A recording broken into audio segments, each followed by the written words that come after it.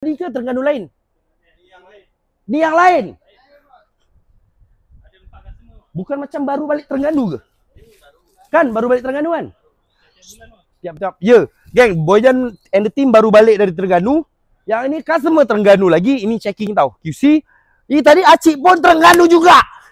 Bayangkan semua Acik beli dekat website dan juga walk in.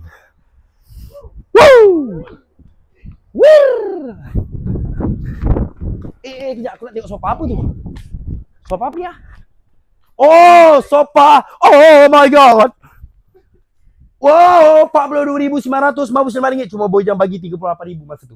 RM38,999. Something gitulah. Di Pona Sol. Hantar mana? Baru sampai, geng. Ini stok baru sampai. Oh, ini bebak ni. Ini nak bebakkan ni. Bojan, geng. Bojan kan banyak tahu. Salah satu Bojan dapat ilmu. Sofa customer trade in.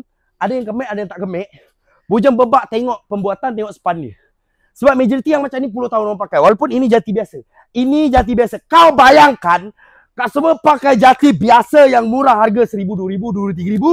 Tapi 10 tahun pakai. Lagi kan yang super-super, geng.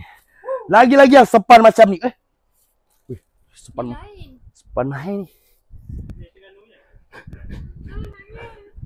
Berapa ribu lah?